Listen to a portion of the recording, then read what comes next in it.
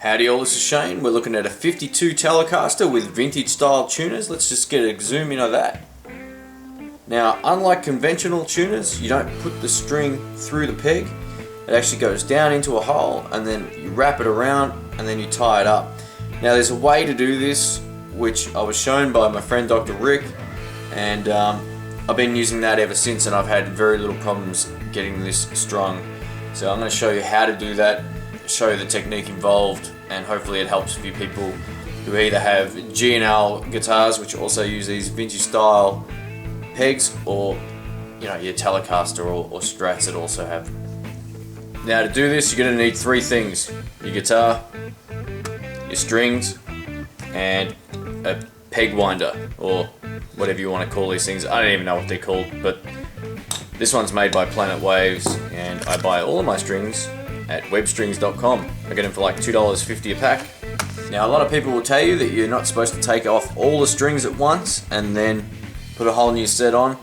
I haven't found that to be a problem for me personally. I guess if you got high tension strings, like you're playing 13s, it's a different story, but for me, I'm playing 10s to 46 on this Telecaster in particular, so I'm just going to take them all off, give the neck a bit of a clean, and then get to it.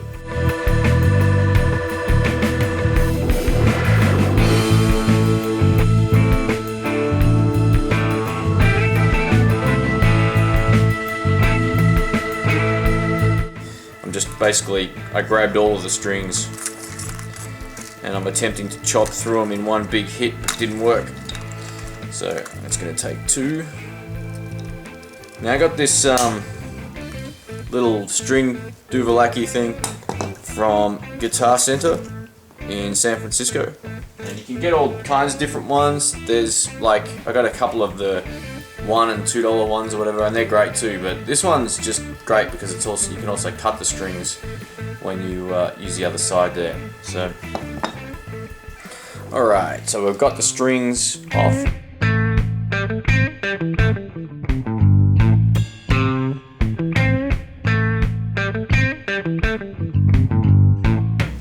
Now what I like to use is either some of this Gibson guitar polish or some of this shine stuff from Planet Waves. I actually got that as a gift, and this one I've had for a while. They're both the same sort of deal. Might use the shine this time, and I'm not that fussy, so I just squirt it on. And you can give the whole guitar a clean, but I just like to do this from time to time. It's worth doing, and it looks like my frets are starting to wear a little bit. Now that that's clean, let's do it. The thing I like about these web strings is they're cheap and they feel exactly like Diodario's to play to me. So the packaging is nice and quick to get into, and yeah, they don't individually wrap every string, which I don't mind that actually. I think that's fine. Right, the guitar is nice and clean, and I've just put through the fat E string, 6th string, and this is how we do this. So for these wound strings, what you do, let's just go back a little bit.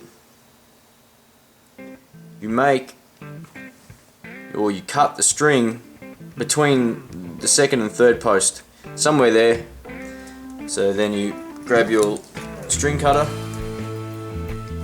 Doesn't have to be exact, somewhere around there. Even up to the 2nd post is long enough for these ones. It really doesn't make any difference. So that's where it's at right now. And then basically you push that in. Now these ones grab really easily, so what I like to do is I push it down and then I just start to wind. Now I know this is a left-handed guitar, but the process is exactly the same. So I mean, you could always download this video and then mirror it if need be, but the process is identical. And when you're stringing this, make sure each wind goes under the initial wind and under the one before it. So you want it like this, where the string actually goes over and down, not up. You see some guitars and they string it back to front. So every wind should be under the one before it, and what that does is as it creates tension, it locks it in place. So that's what you want to aim for with these ones. Now the process for the next 3 strings is exactly the same. Even for the G, you shouldn't have any issues with that. It's the B and the E string which cause the problem. So, alright, here we go. These are the worst 2 out of the 6 strings you can do. Now I'm on the B string, which is going to go to here. So I'm going to show you the technique I use, or that I was shown, to get this done. Now, the lighting in here is terrible, so hopefully I can see what I'm doing and you can see what I'm doing. Alright, so I'm going to just put the string through the back. Now what I like to do is push it down as far as it will go, and then push down and in and hold my thumb against the guitar lightly. I'm not pushing hard, it's just on there. So it'll allow the string to slip through. And it popped out. So what I like to do now is do it again. Strings popping out on these is very, very common, so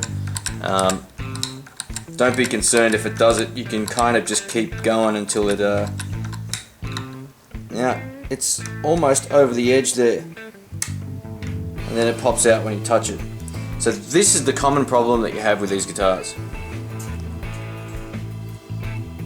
It's really bad on these Fender guitars. I think the G and L is actually a lot easier to tune, and I say that because the post is a little deeper. Now I know I've bent that, but it's going to keep the same shape, so I buggered it. So this is why I start here, right at the end. So now I'm going to cut that off, and now I've still got plenty of string to work with. Now if I had done this with less string and it popped out, it would have been a pain in my ass. Or ass. Alright. Boom, popped out again. So it's a little fiddly. So I'm going to put some pressure closer to the middle now, and make sure that we get a little bit of grip here before we continue to wind. That's better. I don't want to speak too soon, but it feels good. And also with these ones, always make sure your winding goes under the wind before. So keep that going, and what you'll find is the string will pop out and it will kick your ass yet again. Awesome. It's amazing, like, I've done this so many times recently that I shouldn't be having any issues anymore. That's why I made this video.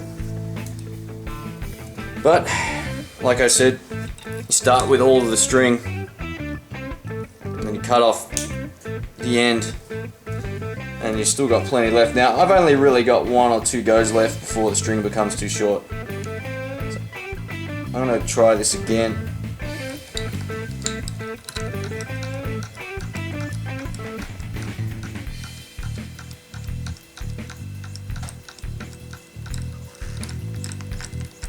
Hopefully it works. The trick is to keep pressure on the string, so if it becomes loose, that's when it sort of pops out.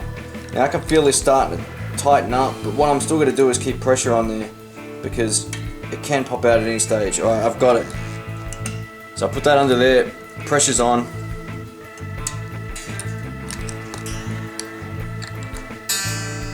And that is how you do it.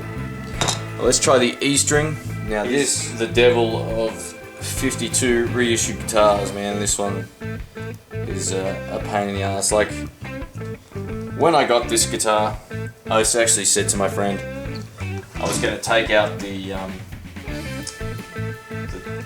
posts and put locking tuners in, shallow locking tuners like that are in my deluxe Strat. And he sort of talked me out of it. He sort of said, you know, don't waste your money, you'll get a feel for these. And these are supposed to be I don't know what they're supposed to be really, but they're alright. It just took time. And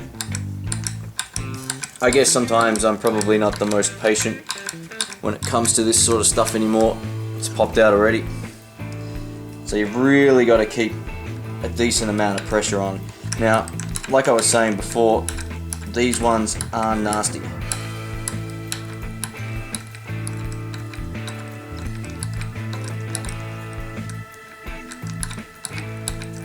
What you don't want to do is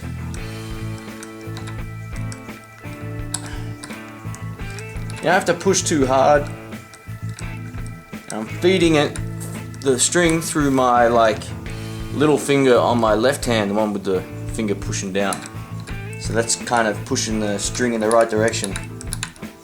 And it looks like it's close to popping out. Fuck!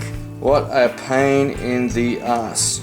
So as you wind, you've really got to be conscious of just making sure that the top doesn't look like it's going to slip, which is exactly what happened then. Hopefully this isn't like some stupid 20-minute long video on how to tune a guitar, or how to string a guitar rather. Because I'm going to have to hold this up.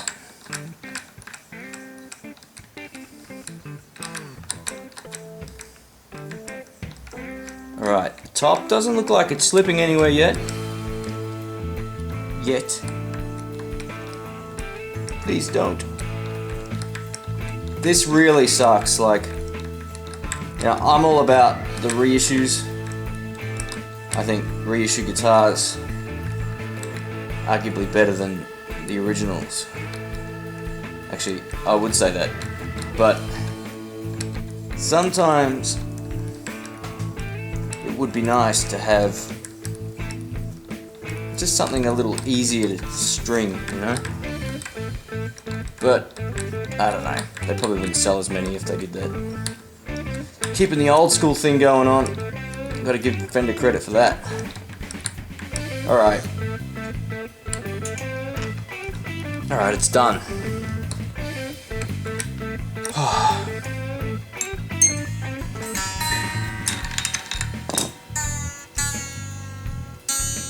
Hopefully, as you can see here, I got a lot of string on here, and that's the best way to do these last two.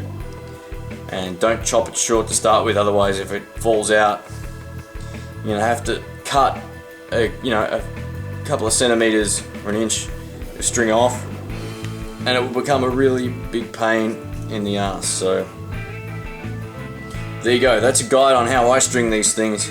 There's probably better ways of doing it, but that's the way I was shown, and that's the easiest way for me to remember. So apologies for all the right-handed players in the world that are going to look at this and go, what the hell's going on?